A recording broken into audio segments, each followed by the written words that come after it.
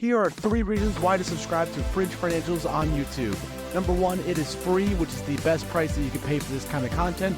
2, I am completely transparent with all of my investments. And number 3, I have a variety of educational videos every single week. Now let's get on with the video. Are you aware as to how banks are using your money to make them money? Well, in today's video, we get to cover what banks do with your money to make them even more money. If you're excited to learn about the ins and outs of how banks work, please make sure that you consider smashing the thumbs up button, subscribing to the channel if you haven't already done so, and make sure you turn on the bell notifications so you do not miss any other important videos. Now, first things first, before we get into how banks make the money, we're going to talk about what are banks in the first place. So simply put, a bank is a financial institution that holds your money, helps you manage it, and provides various financial services. So a lot of people have banks, they have checking accounts, savings accounts, and what they're able to do is they save their money's there for them when they want to, and they are able to take it out whenever they would like. Now, the primary way that a bank makes money is through deposits. So when you open either a savings account or a checking account with a bank, you deposit money into those accounts. Now, what the bank does is the bank takes a portion of the money you deposit and it lends it out to other people or businesses as loans. Now, here's how things get interesting. Banks charge interest rates on their loans, just like any loan that you would take, whether it's a car loan, whether it's a student loan, there's interest rates involved with banks loaning money out to businesses or to people. All right. And now what happens is that this interest is usually higher than the interest that they pay you for your deposits. Now, when you put money into this account, the bank will say, here's an interest rate that will pay you for having the money with us. And then you collect interest rate and it gets put in your account as the money is there longer and longer. So the difference between the interest rate they give you and the interest rate they give to a loan or on a loan is called an interest rate spread. And it's a crucial source of income for banks. Now, imagine you deposited $1,000 into your savings account, and the bank says they're going to pay you 2% interest annually.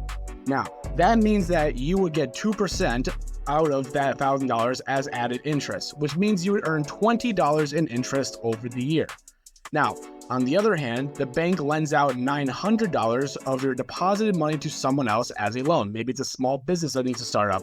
Maybe it's a personal loan, whatever the loan might be. And they'll say, we'll give you $900 and it's $900 from your account, and they will charge an interest rate of 5%. With that being said, the borrower is going to pay the bank back $45 in interest over the year. So now here's the magic part. The bank earns $45 in interest from the loan because the person who took the loan out has to pay it back.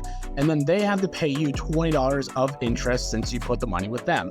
But that means that they keep what the difference is. So $45 given to them, $20 given to you means that they get to profit $25 that goes right into the bank's account. So the bank gets to keep that $25. Now, take this idea and multiply it by millions of people and millions of dollars every day, and you could just see how banks are able to make so much money for themselves. Now, besides this spread they have between the interest rates, banks also have other ways of making money. They might charge fees for services like account maintenance, overdrafts, or wire transfers. When you're transferring money, you're doing it from overseas, you're doing it across the country, you might have to pay wire transfer because they have to be the ones to transfer the money over on your behalf. Same thing with overdrafts. If you don't have enough money to pay for something and you still want to buy it, the bank kind of gives you the money, they'll give you the money up front, but you have to pay them back that plus an overdraft fee. Now, these fees are smaller than the interest income they get, but it does add up to also give them the overall revenue. Additionally, banks often invest in various financial markets. They might buy and sell stocks, bonds, and other financial instruments to earn returns on their investments. Again, not a primary source of income, but it does absolutely help out with having them make more and more money. So in a nutshell, banks make money by taking deposits that you give them and then lending out to borrowers at a higher interest rate. And what they do is they take the difference between the interest rate they get paid out and how much interest they need to pay you. So that is where a majority of banks' money comes from. Again, they also make money from charging fees for various services, and it allows them to keep generating profits and keeps the banks running smoothly. That wraps up our explanation of how banks make their money. I hope you found it very informative and you learned some things about what banks do. This is why I always stress the importance of investing money yourself, because that basically cuts out that banking idea where the bank takes your money and invests it instead. just invest the money directly yourself and you get to keep those higher returns. That's why I always say, investing is a good thing to look into. Again, this is not financial advice, but it is something to take into consideration instead of just putting money in a bank account.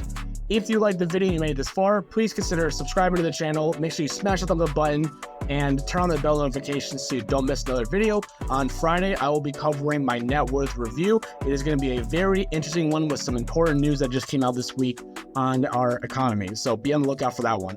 I hope everybody has a great rest of your day, and I will see you guys on Friday.